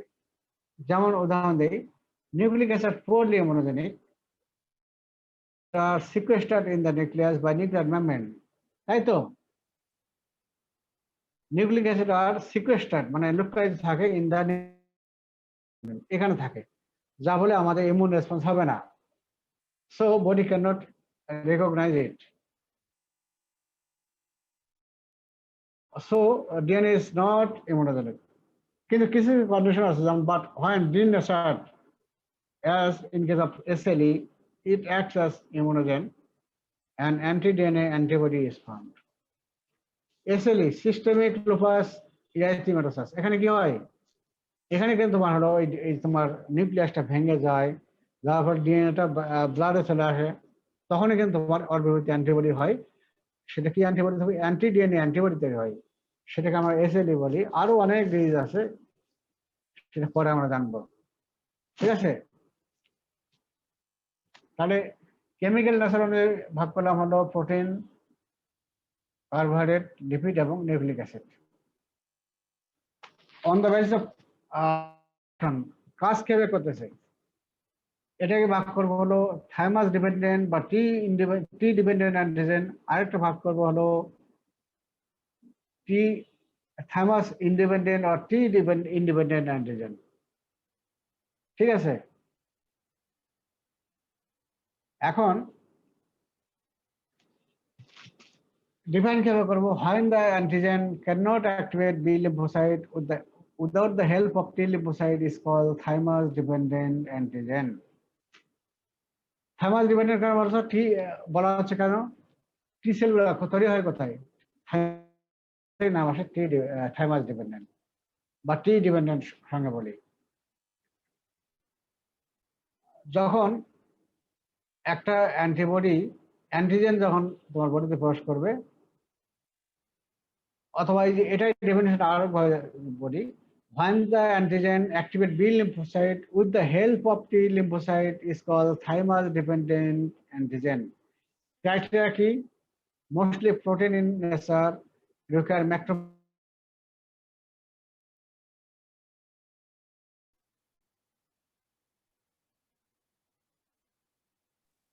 স্যার 30 জন করছে স্যার, করতেছে স্যার, একটু সময় লাগে তো স্যার। আচ্ছা আচ্ছা ঠিক আছে।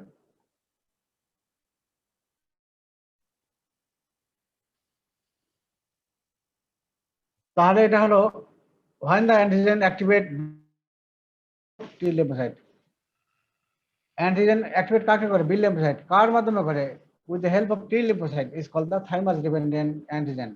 ক্রাইটেরিয়া কি? মোস্টলি প্রোটিন ইন নেচার এবং require macrophage or other antigen presenting cell, require major histocompatibility antigen complex এবং রিকোয়ার হেল্পার টি সেল। এখানে আমি ফিগারে আসি, দেখো তাহলে আরো ভালো করে বুঝবা। এই ফিগারটা দেখে নাও, দেখো তাহলেই বুঝবা। একটা অ্যান্টিজেন বা ইমিউনোজেন আমাদের বডিতে প্রবেশ করলো, তখন সে তাকে ইনগালফে করলো। ফিগারটা ভালো করে দেখো, antigen presenting cell such as macrophage তাকে ইনগালফ করলো, তারপরে ইনগালফ করলো তারপরে সেটা কি করলো? তাকে ভেঙে দিল, broken down into small fragment বা পেপটাইডে পরিণত করলো। তারপর সে বাইন্ড করতেছে কার সঙ্গে? এমএসসির সঙ্গে বাইন্ড, তাই তো? এমএসসি 2 এর সঙ্গে বাইন্ড করতেছে। করার পরে কি হচ্ছে? সে সেল সার্ভিসে চলে আসলো। তারপরে এমএসসি আর হলো তোমার অ্যান্টিজেন। এটা কি আসলো? যখন সেল সার্ভিস আসলো তখন সেটাকে আবার রিকগনাইজ করতেছে কি? হেল্পার টি সেল ধরো, সেলটা হচ্ছে গিয়ে টি সেল রিসেপ্টর, তাই তো?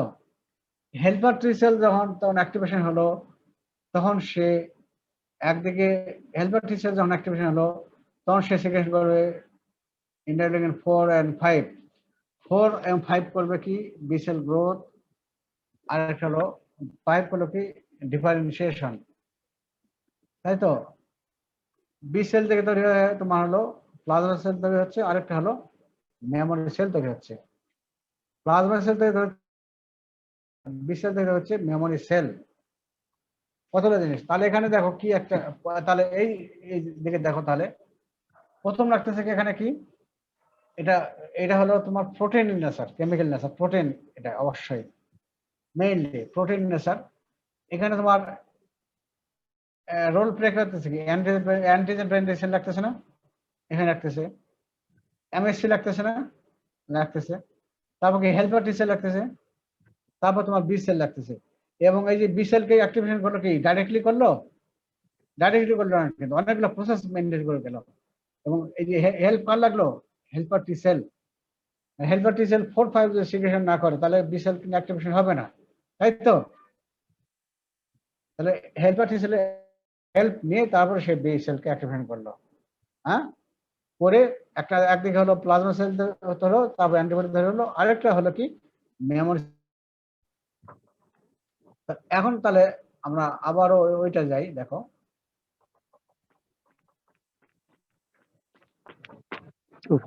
তাহলে when the antigen activate B lymphocyte with the help of T lymphocyte, তাহলে B lymphocyte অ্যাক্টিভেট করতেছে কি? কার মাধ্যমে? with the help of T lymphocyte is called thymus dependent, মানে টি এর উপরে, টি লিম্ফোসাইটের উপরে ডিপেন্ডেন্ট হচ্ছে। এজন্য বলা হচ্ছে টি ডিপেন্ডেন্ট। ক্রাইটেরিয়া কি আমি আগে বললাম যে প্রোটিন প্রোটিন, আবার কি require Maximus or other antigen বেনিফিশিয়েন্ট, তারপর কি লাগতেছে লাগতেছে, আবার কি হচ্ছে রিকোয়ার হেল্পার টি সেল, আর কি হয় মেমোরি সেল তৈরি হয়, কয়েকটা মেমোরি সেল তৈরি হয়, এখানে মেমোরি সেল তৈরি হয়।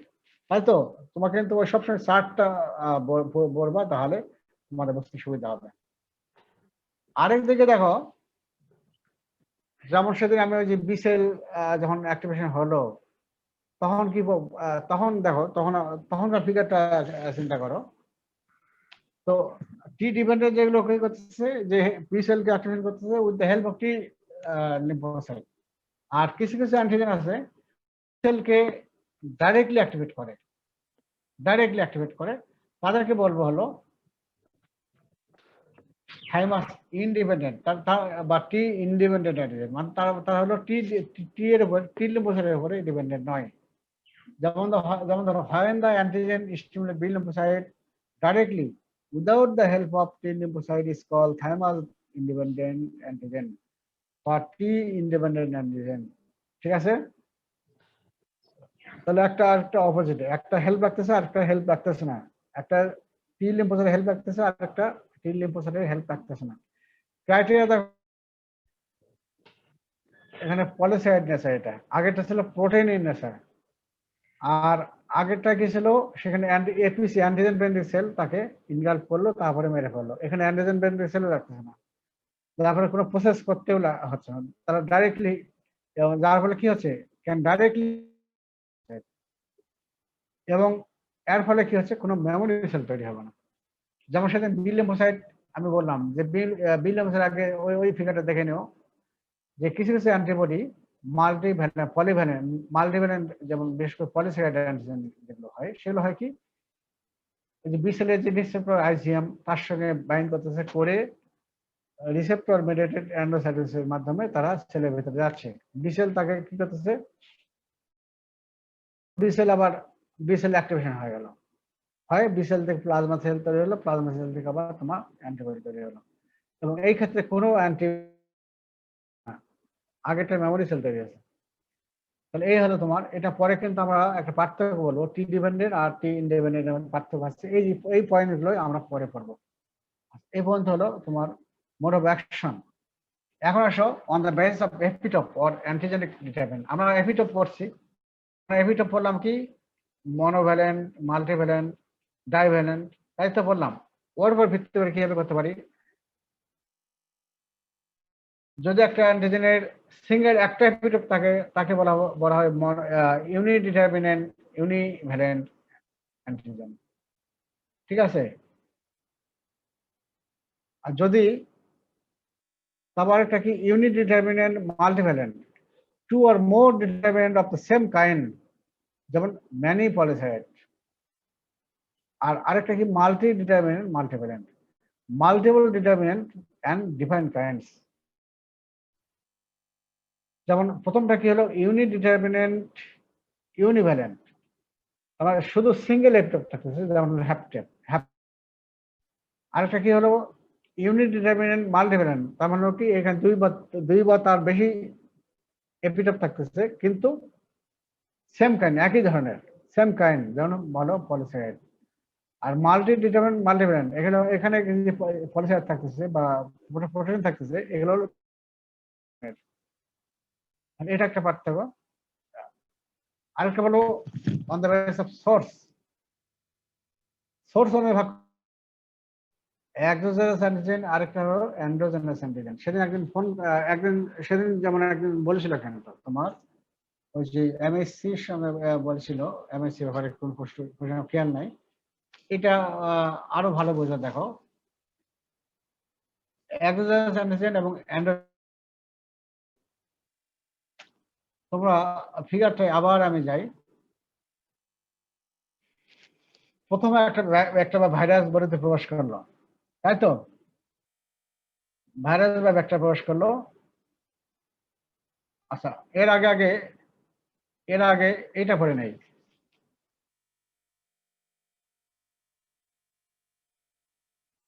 আচ্ছা, থামো। একটা ব্যাকটেরিয়া বা ভাইরাস যখন বডিতে প্রবেশ করলো, হুম, সেটাকে বলবো হলো,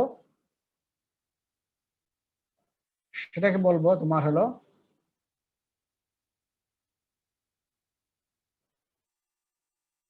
এক্সোজেনাস অ্যান্টিজেন। যেমন পড়ে নিই আগে। Exogenous antigen are those being produced outside the cells of the body. যেমন example virus, bacteria, free virus, east, protozoa এবং টক্সিন। একটা ব্যাকটেরিয়া কি যখন বডিতে প্রবেশ করে, নট ইন্টারসেলুলার, ইন্টারসেলুলার ওটা আবার ভিন্ন। ব্যাকটেরিয়া, ফ্রি ভাইরাস যখন বডিতে প্রবেশ করতেছে তখন সেটাকে বলো ফ্রি ভাইরাস, ইস্ট, প্রোটোজোয়া এবং টক্সিন। হ্যাঁ, আচ্ছা। আবার এন্ডোজেনাস অ্যান্টিজেন কাকে বলবো? এই যে ভাইরাস এই যে বডিতে বাইরে থেকে প্রবেশ করলো, করার পরে কি হবে, সে সেলকে ইনফেকশন করবে, সেলের ভেতরে সে বংশবৃদ্ধি করবে। সেটাকে বলবে কি, কোন প্রসেসে করে? By replication. রেপ্লিকেশন গুলো অনেক ভাইরাস তৈরি হলো, একটা থেকেই তোমার 100, 200, 300, অনেক মোর দেন 100 তৈরি হয়ে গেল। ঠিক আছে, সেগুলো হলো তোমার হলো এন্ডোজেনাস প্রোটিন অ্যান্টিজেন। কি জানো যে তারা সেলের ভিতরে হচ্ছে। তারপর ইন্ট্রাসেলুলার ব্যাকটেরিয়া এবং টিউমার অ্যান্টিজেন, এগুলো তোমার হলো এন্ডোজেনাস অ্যান্টিজেন। বুঝলা তো? তাহলে এক্সোজেনাস আর অ্যান্টিজেন, এন্ডোজেনাস। তাহলে একটা ব্যাকটেরিয়া বা ভাইরাস যখন বাইরে থেকে প্রথম প্রবেশ করলো সেটাকে হলো এক্সোজেনাস। আর একটা ভাইরাস যখন তোমার মনে করো বডিতে রেপ্লিকেট করতেছে তখন সেটাকে হলো endogenous virus antigen. Intracellular bacteria যেমন মাইক্রোবায়োলজি, টিউবারকুলোসিস, এগুলো হলো এন্ডোজেনাস অ্যান্টিজেন। এগুলো এক্সোজেনাস এবং এন্ডোজেনাস। আরেকটা বলবো হলো on the base of potency. Potency অনুযায়ী ভাগ করবো। একটা হলো কনভেনশনাল অ্যান্টিজেন, আরেকটা হলো super antigen. Super antigen, conventional antigen কি হলো? These are engulfed by the antigen-presenting cell, that is antigen-presenting cell, degraded into epitope, which binds to the peptide group of the MSC2 molecules and are put on the surface of the antigen-presenting cells. Here, they are recognized by the helper T cell. এটা হলো conventional. যেমন আমি আগেই বলি, এই যে একটা bacteria বা ভাইরাস প্রবেশ করলো, তাই তো? প্রবেশ করার পরে কি হচ্ছে, অ্যান্টিজেন প্রেজেন্টিং সেল তাকে ইনগাল্ভ করতেছে, করে তাকে ব্রোকেন ডাউন করলো, কি broken down into small fragment, small peptide তৈরি করলো। করার পরে তারা কি করলো, এমএসসির সঙ্গে বাইন্ড করলো। করার পরে সেটা আবার হেল্পার টি সেলের কাছে নিয়ে গেল। হেল্পার টি সেল তাকে রিকগনাইজ করলো থ্রু টি সেলের রিসেপ্টর। অনেকগুলো পদ্ধতি ইয়ে করে তারা কিন্তু ইয়ে করলো, অ্যাক্টিভেশন করলো। এটাকে বলা হলো কনভেনশনাল অ্যান্টিজেন, চিরাচরিত অ্যান্টিজেন। ঠিক আছে। আর সুপার অ্যান্টিজেন, সুপার পাওয়ার, তাকে যার যে অ্যান্টিজেনের পাওয়ার আছে সুপার অ্যান্টিজেন, সুপার পাওয়ার, তাকে বলো সুপার অ্যান্টিজেন। এটা কি বলবো, the antigen which activate a large number of helper T cell without being processed by the antigen presenting cell. Example হলো যেমন toxic shock syndrome toxin 1, which is produced by the Staphylococcus aureus. তারপর হলো স্ট্রেপ্টোপাইরোজেনিক exotoxin, স্টাফিলোককাস ইন্টারোটক্সিন। আপাতত এই কয়েকটা খেয়াল রাখো। এখানে ফিগারে আবারও যাই দেখো। কনভেনশনাল কাকে বললাম, যে ভাইরাস প্রবেশ করলো বা ব্যাকটেরিয়া প্রবেশ করলো, তাকে অ্যান্টিজেন প্রেজেন্টিং সেল সেলের সঙ্গে বাইন্ড করলো, তাকে ভেঙে দিল, তারপরে এমএসসির সঙ্গে বাইন্ড করলো, তারপর সে হেল্পার টি সেলের কাছে নিয়ে গেল। এটা হলো কনভেনশনাল। কিন্তু কিন্তু এই যে তোমার হলো সুপার অ্যান্টিজেন, এটা কি করতেছে, এই অ্যান্টিজেন প্রেজেন্টিং সেল তাকে ইনভার্ট করে না। এরা করবে কি, ডাইরেক্টলি যে এমএসসি তোমার এই যে হেল্পার টি সেলকে তারা ডাইরেক্টলি অ্যাক্টিভেট করবে। এই যে এখানে তারা বাইন্ড করবে, এই যে তোমার যে টি সেল রিসেপ্টর এখানে এখানে এখানে তারা অ্যাকশন করবে এবং ডাইরেক্টলি তারা হেল্প করবে, এবং হেল্প একসঙ্গে ম্যানি হেল্পার টি সেলকে তারা অ্যাক্টিভেশন করবে। এটাকে বলে সুপার অ্যান্টিজেন, সুপার পাওয়ার। এটা সুপার অ্যান্টিজেনটা আপাতত এইটুকু জানা রাখো, এটা যখন আমরা স্ট্রেপ্টোককাস পড়বো, স্টাফিলোককাস পড়বো, তখন একটা অ্যানিমেশন দেখাবো এবং তখন তোমাদের ক্লিয়ার হবে। আপাতত জানা রাখো, the antigen which activated large number of helper T cell without being processed by the antigen binding cell. তাহলে এখানে অ্যান্টিজেন বাইন্ডিং সেল তাকে ইনগালভও করতেছে না বা প্রসেসও করতেছে না, ঠিক আছে? তারা কি করতেছে, ডাইরেক্টলি অ্যাক্টিভেট করতেছে large number of helper T cell. হ্যাঁ, আর এক্সাম্পল হলো toxic shock syndrome toxin 1, streptococcal pyrogenic exotoxin, আর হলো কি স্টেফিলোকক্কাল ইন্টারটক্সিন। এখন এই টি ডিপেন্ডেন্ট অ্যান্টিজেন কিভাবে কাজ করতেছে? টি ডিপেন্ডেন্ট কেমনে কাজ করতেছে? when T dependent antigen enters in our body, it is engulfed by the antigen binding cell such as macrophage, down into broken down into small peptide and binds to the MSC molecule which is present in the cytoplasm. Then this MSC class 2 MSC protein plus peptide complex presented on the surface of the antigen binding cell. This complex now recognized by help the T cell receptor. After recognition, co-stimulation occurs between B cell, B7 of antigen binding cell and CD28 molecules. Then helper T cell is activated and proliferate and produce some effector cells, and effector cells are two types: helper T cell 1 and helper T cell 2. Helper T cell 1 secret interleukin 2 and gamma interferon, so it is responsible for cell-mediated immunity. Our helper T cell 2 secret interleukin 4 and 5. 4 causes proliferation of the B cell. 5 differentiate the B cell into plasma cell and memory cell. In the plasma cell then produce immunoglobulin. এবং on repeated action infection, class switching of immunoglobulin occurs. So on repeated infection, IgG, IgA, IgE also found.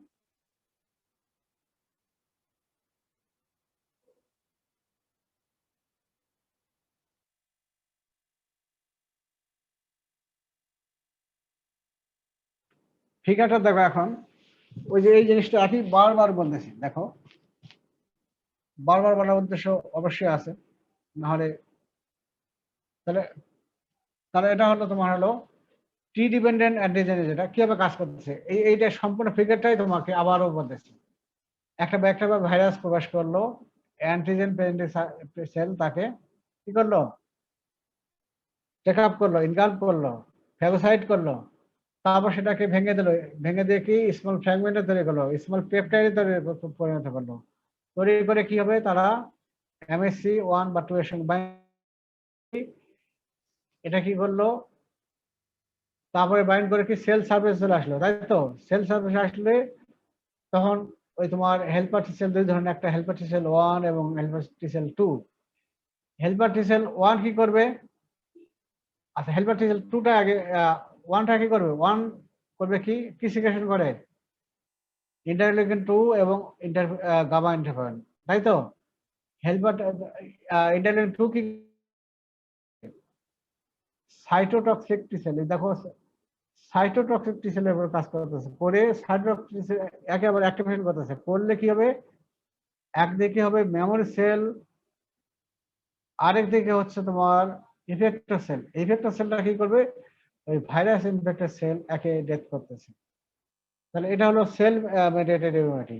আরেকভাবে কি করে, আরেকটা কি করে তৈরি, gamma interferon. Gamma interferon কি করে, ম্যাক্রোফেজকে activation করবে। ম্যাক্রোফেজকে অ্যাক্টিভেশন করলে কি হবে, তার ফ্যাগোসাইট ক্যাপাসিটিটা বাড়ায় দেবে, তখন সে কাজ করবে কার বিপরীতে, ভাইরাস এবং ইন্ট্রাসেলুলার ব্যাকটেরিয়া, তার বিপরীতে সে কাজ করবে, তাই তো? তাহলে ওটাকে বলি আমরা, এটাও হলো সেল মেডিয়েটেড ইমিউনিটি। তাহলে এই দিকে একটা হলো, আর আরেক দিকে যাও, হেল্পার টি সেল 2 তৈরি হলো, এটা কি করবে, এটা অ্যাক্টিভেশন করবে। তো এটা তোমার হেল্পার টি সেল সিক্রেট করবে কি, ইন্টারলিউকিন 4 এবং 5। 4 কি করবে, বি সেলকে গ্রোথ করবে, করবে গ্রোথ করবে, আর 5 করবে কি ডিফারেন্সিয়েশন করে করবে কি, আর কি করবে প্লাজমা সেল, আরেকটা করবে হলো মেমোরি সেল তৈরি করবে। আর প্লাজমা সেল কি করবে অ্যান্টিবডি তৈরি করবে। আর মেমোরি সেল তৈরি করবে কি যখন নেক্সট টাইম আবার যখন একটা ব্যাকটেরিয়া বা ভাইরাস প্রবেশ করবে তখন তাকে মেরে ফেলবে, তাই তো। আর মেমোরি সেল তাহলে এখানে তৈরি হলো তোমার memory helper cell, memory B cell তৈরি হলো, আরেকটা হলো কি মেমোরি সাইটোটক্সিক টি সেল তৈরি হলো। তাহলে এটা হলো এইভাবে তোমার টি সেল কাজ করতেছে। এখন প্রথম যখন একটা ইনফেকশন হয় তখন তোমার তৈরি হয় শুধুই আইজিএম, অ্যাবসলিউটলি আইজিএম তৈরি হবে। অ্যান্টিবডি যে প্রথম তৈরি হলো সেটাই হলো আইজিএম, তাই তো।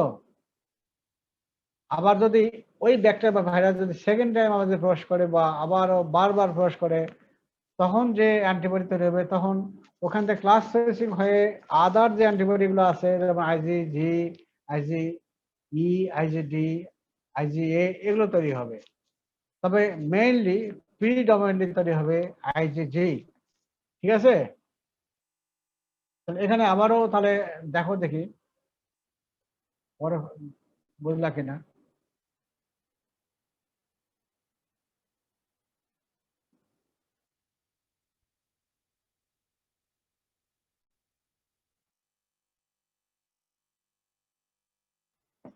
তাহলে ওই একই জিনিসই হয় T dependent antigen enters in our body, it is engulfed by antigen binding cell such as macrophage and broken down into small peptide and binds with the MSC 2 molecule which is present in the cytoplasm।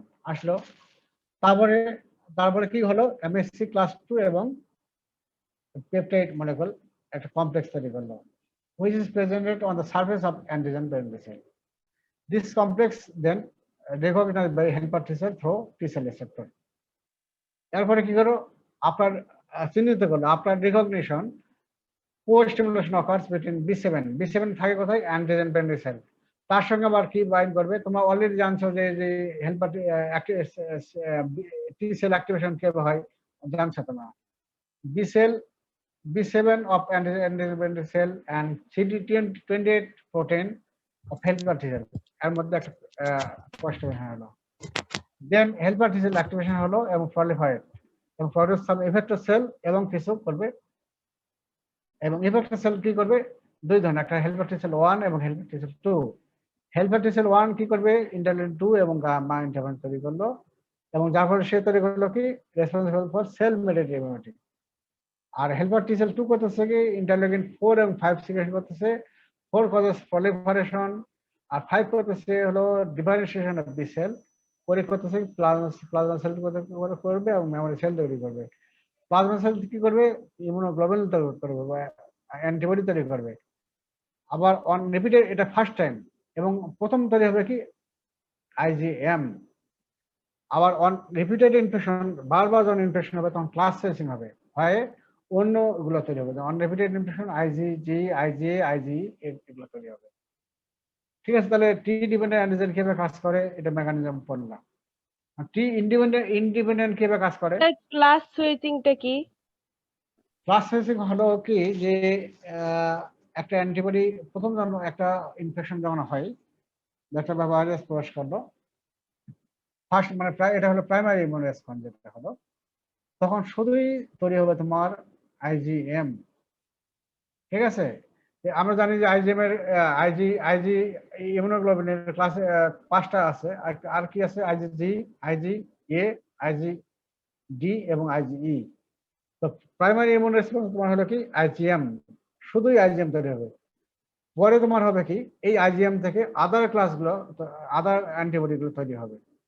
ঠিক আছে, তখন তৈরি হবে IgG তৈরি হবে, IGA তৈরি হবে, G D সব তৈরি হবে, তাহলে প্রিডমিনেন্ট তৈরি হবে আইজিজি। এটাকে বলা হয় ক্লাস সুইচিং, যে আইজিএম থেকে অন্যগুলো তৈরি হচ্ছে। এটা ডেফিনিশন অত ওইভাবে আমি বলবো না, তোমাদের আমরা কেউ জিজ্ঞাসাও করবো না, শুধু এইটুকু খালি যাচ্ছে এখন ক্লাস সুইচিং এক ক্লাস থেকে আরেকটা ক্লাসে যাচ্ছে। ঠিক আছে, এখন জি sir. Mechanism action of T independent antigen, এটা আবার কি করতেছে টি ইন্ডিপেন্ডেন্ট অ্যান্টিজেন বেশি করে তোমার পলিস্যাকারাইড যেগুলো, আর টি ডিপেন্ডেন্ট যেগুলো সেগুলো কিন্তু প্রোটিন ইন নেচার। আর এখানে হবে পলিস্যাকারাইড যেগুলো অ্যান্টিজেন সেগুলো এখানে এই মেথডে কাজ করবে। এখানে কি হলো, টি ইন্ডিপেন্ডেন্ট অ্যান্টিজেনকে আমরা ভাগ করবো দুই ভাবে, একটা হলো টাইপ 1 এবং টাইপ 2। টাইপ 1 এর যেমন হলো lipopolysaccharide of gram negative bacterial cell wall, ঠিক আছে। Lipopolysaccharide of gram negative bacterial cell wall activate B lymphocyte. এরা কিন্তু বি লিম্ফোসাইটকে ডাইরেক্টলি অ্যাক্টিভেট করবে, কিন্তু এরা কিন্তু তোমার আগেটা যেমন টি ডিপেন্ডেন্ট কি করতেছে, অ্যাক্টিভেট আগে প্রথম করলো, আগে এপিসি আসলো, তারপরে তোমার সেখানে এমএসসি আসলো, তারপরে তোমার টি সেল অ্যাক্টিভেশন হলো, তারপরে তোমার টি সেল অ্যাক্টিভেশন হওয়ার পরে তারপরে বি লিম্ফোসাইট অ্যাক্টিভেশন করতে। আর এখানে কি হচ্ছে, এগুলো অ্যাক্টিভেশন করবে ডাইরেক্টলি বি সেলকে অ্যাক্টিভেশন করবে, ঠিক আছে। আগেই তোমার ডেফিনিশন জানছো যে lymphocyte of gram-negative bacterial cell wall activate B lymphocyte by binding to their specific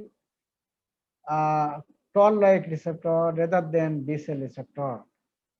B cell receptor কি থাকে, IgM বা IgD, মেইনলি থাকে IgM। কিন্তু এই রিসেপ্টর ছাড়াও আরেকটা রিসেপ্টর আছে, টল-লাইক রিসেপ্টর। টল-লাইক রিসেপ্টর এটা আমি বলবো না, তোমাদের এটা বলে মাথা খারাপ করতে যাচ্ছি না, ঠিক আছে, এটা আমি বলবো না। এটা এরা করবে কি, বিসেল রিসেপ্টর সঙ্গে বাইন্ড করবে না, না করে করবে কি টল লাইক রিসেপ্টর সঙ্গে বাইন্ড করবে। তাহলে এক্সাম্পল কি, lipopolysaccharide of gram negative bacterial cell wall activate B lymphocyte by binding with toll like receptor rather than B cell receptor. আর টাইপ 2টা কি করতেছে, যেমন ক্যাপসুলার পলিস্যাকারাইড, এরা কি করতেছে, activate B lymphocyte by simultaneous post linking of a number of B cell receptor। এরা কিন্তু বি সেল রিসেপ্টরকে, এরা কিন্তু টাইপ 2টা হলো কি বি সেল রিসেপ্টর মানে হলো আইজিএম এর সঙ্গে বাইন্ড করে তারপর সেলের ভিতরে প্রবেশ করতেছে এবং বি সেলকে অ্যাক্টিভেশন করতেছে, ঠিক আছে। একটা হলো বি সেলের টল লাইক রিসেপ্টর সঙ্গে বাইন্ড করতেছে টাইপ 1, যেমন হলো lipopolysaccharide of gram negative bacterial cell wall. আর ক্যাপসুলার পলিস্যাকারাইডটা করতেছে কি, এরা বি সেল রিসেপ্টরের সঙ্গে বাইন্ড করতেছে। এখন এই বি লিম্ফোসাইট অ্যাক্টিভেশন হলো কি হবে, after activation of B lymphocyte it is differentiated in the plasma cell, then plasma cell produce immunoglobulin, ঠিক আছে। এবং ইমিউনোগ্লোবিন তৈরি হলো এবং এইখানে তৈরি হবে শুধুই আইজিএম। আচ্ছা, but in this case no memory cell produce, এখানে কোনো মেমোরি সেল তৈরি হবে না। আগেরটা কিন্তু মেমোরি সেল তৈরি হচ্ছে, এখানে কিন্তু কোনো মেমোরি সেল তৈরি হবে না। এবং on repeated infection only IgM is found because there is low level of class spacing of immunoglobulin। এখানে ক্লাস স্পেসিং হবে না এবং এখানে মেমোরি সেলও তৈরি হবে না এবং ক্লাস স্পেসিং হবে না। এখানে প্রাইমারি ইমিউন রেসপন্সে মানে ফার্স্ট টাইম যখন তোমার সেকেন্ডারি ইমিউন রেসপন্স তৈরি হবে না, যখন ইনফেকশন করলো তখনই সে শুধু আইজিএম তৈরি হবে, অন্য আইজিএম গুলো তৈরি হবে না, ঠিক আছে। এটুকু জানে রাখো। এখন আমরা টি ডিপেন্ডেন্ট অ্যান্টিজেন, তাহলে আমরা এটা মেকানিজম অফ অ্যাকশনটা জানলাম। এখন আমরা পড়বো এই টি ডিপেন্ডেন্ট এবং টি ইন্ডিপেন্ডেন্ট, এটার পার্থক্যটা আমরা পড়বো। পার্থক্যটা কি, অলরেডি আমরা ডেফিনিশনটা জানছি এবং ওই যে ফিগারটা দেখালাম সেটা যদি বুঝে থাকো তাহলে এটা বুঝবা। টি ডিপেন্ডেন্ট অ্যান্টিজেন এটা কি, আগে বললাম যে প্রোটিন ইন নেচার, আর টি ইন্ডিপেন্ডেন্ট অ্যান্টিজেন কি, polysaccharide in nature. Remember this, একটা প্রোটিন আর একটা হলো পলিস্যাকারাইড। আর ডেফিনিশন থেকে দেখো, activate B lymphocyte with the help of T lymphocyte. আর টি ইন্ডিপেন্ডেন্ট কি, activate B lymphocyte directly without the help of lymphocyte, T lymphocyte, ঠিক আছে। ডেফিনিশন থেকে নিয়ে আসলাম। আবার টি ডিপেন্ডেন্ট অ্যান্টিজেনে কি হবে, এখানে হবে ক্লাস স্পেসিং হয়, এখানে সব অ্যান্টিবডি তৈরি হবে, list of production of the IgM, IgG, Ig, predominantly IgG. এটা এই কথাটা অবশ্যই বলতে হবে, প্রিডমিনেন্টলি আইজিজি, মেইনলি তৈরি হয় এটা আইজিজি। আর যেহেতু তোমার ওই যে মেমোরি সেল তৈরি হয়, এই জন্য খালি তোমার মেমোরি সেল তৈরি হওয়ার জন্য তোমার আইজিজি তৈরি হবে। আর টি ইন্ডিপেন্ডেন্ট অ্যান্টিজেন এখানে কি, অনলি আইজিএম ইজ প্রোডিউসড, যতবার ইনফেকশন হবে খালি আইজিএমই তৈরি হবে। আর তোমার টি ডিপেন্ডেন্টে সেখানে তোমার প্রাইমারি ইমিউন রেসপন্সে আইজিএম হবে আর সেকেন্ডারিতে হবে সবগুলাই তৈরি হবে। তারপরে আগে বলছি টি ডিপেন্ডেন্ট কি মেমোরি সেল তৈরি হয়, আর টি ইন্ডিপেন্ডেন্ট কি মেমোরি সেল তৈরি হয় না। আর টি ডিপেন্ডেন্টে কি বললাম, ওই আমি ফিগারে দেখালাম যে বোথ সেল মেডিয়েটেড ইমিউনিটি এবং হিউম্যান ইমিউনিটি সবই তৈরি হচ্ছে। আর টি ইন্ডিপেন্ডেন্টে কি হচ্ছে, খালি তোমার হিউম্যান ইমিউনিটি বা অ্যান্টিবডি মেডিয়েটেড ইমিউনিটি তৈরি হচ্ছে। এই হলো পার্থক্য। বুঝছো তো এখন? এগুলো কিন্তু পরীক্ষায় ভাইবা রিটার্ন সবই ধরি আমরা। তাহলে অ্যান্টিজেন একটা বিশাল চ্যাপ্টার, এটা তাহলে ভালো করে পড়ে দিও। এখন এই জি, ক্লাস এটা আর ক্লাস তাহলে আবার কবে করবা? আজকে হলো স্যার আপনি স্যার বন্ধ 22 ডেটটা বলে দিন। শনিবারে করি নাকি ক্লাস? শনিবারে একটা না হয়ে যাচ্ছে। একটা না? জি তাহলে স্যার। কবে, তোমার ওগুলো পূজা পরে শুরু করেন, মঙ্গলবার বা আচ্ছা তারপর তাহলে মঙ্গলবারে করো। মানে তাহলে না, হ্যাঁ পূজা মানে তোমার পূজা আচ্ছা পূজা 26 পূজা তারিখ। কয় তারিখ? 26 তারিখ কি হবে? 26 তারিখ কি হবে আছে? 26 তারিখ স্যার দেখেন মঙ্গলবার। স্যার 26 তারিখ তো স্যার, স্যার মানে ওই দশমী তো 26 মনে হয় তারিখ স্যার 26 সোমবার। আর 27 তারিখ থেকে করি। হ্যাঁ 27 তারিখ থেকে করো। তোমার হলো জি স্যার। স্যার 29 তারিখ পর্যন্ত স্যার, 29 তারিখ পর্যন্ত তো স্যার পূজার বন্ধ দিতে হচ্ছে। একটা না না, নোটিশে দেখলাম অত যে অত অত যে দেরি অনলাইন না। ক্লাসগুলো হচ্ছে 29 তারিখ পর্যন্ত বন্ধ থাকবে। আর তোমাদের তো সময় নেই, বুঝছো না? সময় তোমাদের কিল করো, তাহলে হবে কি তোমার পিছিয়ে যাবে, তখন ক্লাস নেওয়া সম্ভব হয় না। ব্যাপারটা বুঝছো তো? জি স্যার। তোমাদের রুটিন যখনই দিবে তখনই কিন্তু তোমার কিন্তু ক্লাস করতে পারবে না। তো অন্য ক্লাসগুলো অফ রাখো, ঠিক আছে, কিন্তু ওই যে মাইক্রোবায়োলজি তোমার তোমার যেমন ফার্মাকোলজি ছোট্ট একটা সাবজেক্ট, এটা তোমার ক্লাস বেশি আর দেরি হবে না। কিন্তু মাইক্রোবায়োলজি তো আমার কিন্তু তোমার কিছুই হয়নি এখনো, অনেক ক্লাস বাকি আছে, অনেক ক্লাস বাকি আছে। প্যাথোলজি অতি শর্টলি ক্লাস মানে শুরু করলেই শেষ হয়ে যাবে। কিন্তু মাইক্রোবায়োলজি কিন্তু অনেক সাবজেক্ট আছে, তোমার অনেক অনেক ইয়ে আছে, কিন্তু 100টা ক্লাস আমাকে কমপক্ষে নিতে হবে।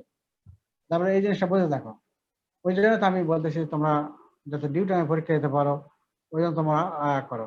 তাহলে আগামী ক্লাস হবে 27 তারিখে, 27। তাহলে তোমার গ্যাপ পাচ্ছ 4 দিন তোমার বন্ধ থাকতেছে, 4 দিন। জি স্যার। 27 তারিখে যার 10টায়, আর হলো সেদিন পড়াবো অ্যান্টিবডি, ঠিক আছে? জি স্যার। সবাই ভালো থাকো, সবাই পূজা এনজয় করো, পূজা করো, যারা হিন্দু, এইটুকু।